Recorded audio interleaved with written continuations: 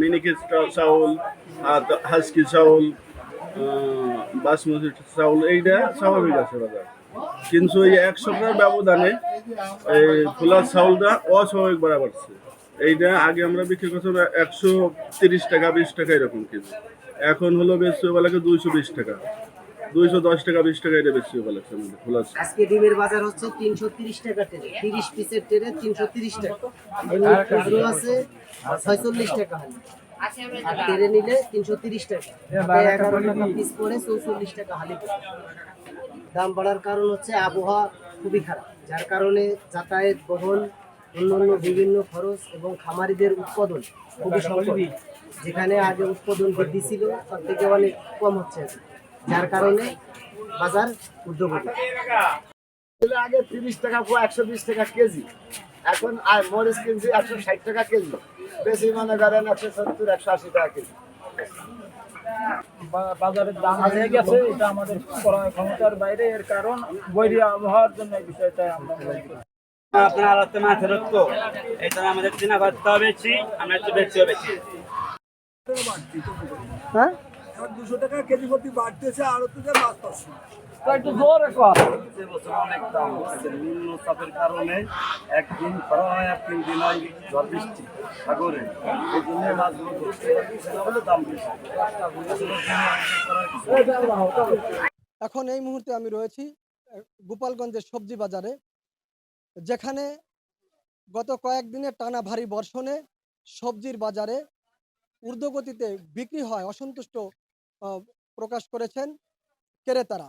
আমার পিছনে যদি একটু দেখানোর চেষ্টা করি, যে এখানে গরুর মাংস বিক্রি হচ্ছে 700 টাকা করে, খাসির মাংস প্রতি কেজি বিক্রি হচ্ছে 11 থেকে 1000 টাকা, কাঁচামরিচ বিক্রি হচ্ছে 240 টাকা, আলু বিক্রি হচ্ছে 25 টাকা, টমেটো বিক্রি হচ্ছে 140 টাকা, যেটি আগে ছিল 60 টাকা, মিষ্টি কুমড়ো বিক্রি হচ্ছে 30 টাকা, 10 টাকা বৃদ্ধিতে সেটি বিক্রি হচ্ছে 40 টাকা, পটল বিক্রি হচ্ছে 30 টাকা, আগে ছিল 30 টাকা, এখন বিক্রি হচ্ছে 60 টাকা, কাঁকরোল 70 টাকা বিক্রি হচ্ছে, যেটি আগে 40 টাকা ছিল, অর্থাৎ 30 টাকা বৃদ্ধিতে কিন্তু সেটি বিক্রি হচ্ছে।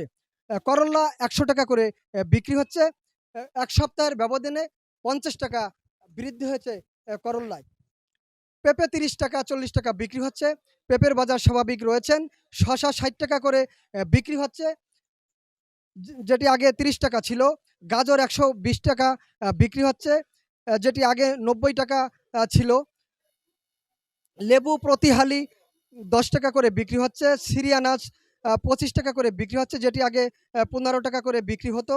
শুকনা মরিচ 180 টাকা করে বিক্রি হচ্ছে। প্রতিটি লাউ বিক্রি হচ্ছে 100 টাকা, যেটি আগে 30 টাকায় পাওয়া যেত, 70 টাকা বৃদ্ধিতে সেটি বিক্রি করা হচ্ছে। কচুর কাঠি বিক্রি হচ্ছে 70 টাকা, যেটি আগে 40 টাকা ছিল। রসুন 80 টাকা করে বিক্রি হচ্ছে, যেটি 40 থেকে 50 টাকা বিক্রি হতো। সপ্তাহের ব্যবধানে 40 টাকা করে বেড়েছে। বেগুন বিক্রি হচ্ছে সবচেয়ে চড়া দামে, কিন্তু বিক্রি হচ্ছে বেগুন এবং কাঁচামরিচ। কাঁচামরিচ 240 টাকা করে বিক্রি হচ্ছে, বেগুন বিক্রি হচ্ছে 100 টাকা করে কেজি। সবকিছুর দাম বৃদ্ধি হলেও থেমে নাই চাউলের বাজারও। হ্যাসকি চাউল স্বাভাবিক রয়েছে, তেল 200 টাকা করে বিক্রি হচ্ছে। মিনিকেট চাউল বাসমতি সেটি স্বাভাবিক থাকলেও বেড়েছে পোলার চাউলের দাম। পোলার চাউল প্রতি কেজি 90 টাকা করে বৃদ্ধিতে বিক্রি করছেন। জিরা স্বাভাবিক রয়েছে, বেড়েছে। ভেন্ডি বিক্রি হচ্ছে 80 টাকা করে, যেটি আগে বিক্রি হতো 30 থেকে 40 টাকা। দোনদেল বিক্রি হচ্ছে 50 টাকা, যেটি 20 টাকা বৃদ্ধিতে এখন বিক্রি হচ্ছে। পোলট্রি মুরগি 180 টাকা করে বিক্রি হচ্ছে, যেটি 160 টাকা ছিল। সোনালী মুরগি 300 টাকা করে কেজি বিক্রি হচ্ছে। বেড়েছে মাছের দামও পাঙ্গাস মাছ বিক্রি হচ্ছে 220 টাকা, যেটি আগে 200 টাকা ছিল। রুই মাছ, বড় সাইজের যে রুই মাছ সেটি বিক্রি হচ্ছে 500 টাকা করে, আগে 400 টাকা ছিল। তেলাপিয়া মাছ সেটি 160 টাকা করে বিক্রি হচ্ছে, যেটি 120 টাকা ছিল। শিং মাছ, দেশীয় মাছ যেটি, সেটি বিক্রি হচ্ছে 1000 থেকে 1200 টাকা। চিংড়ি মাছ বিক্রি হচ্ছে 900 থেকে 1000 টাকা করে। দেশীয় বেলে মাছ, সেটি দেশীয় মাছ যেটি, সেটি 700 টাকা করে বিক্রি হচ্ছে। সর্বোপরি যদি বলি যে বাঙালি জাতির জন্য যে জাতীয় মাছ যেটি, সেটি হচ্ছে ইলিশ মাছ, যেটি 1600 টাকা করে বিক্রি হচ্ছে।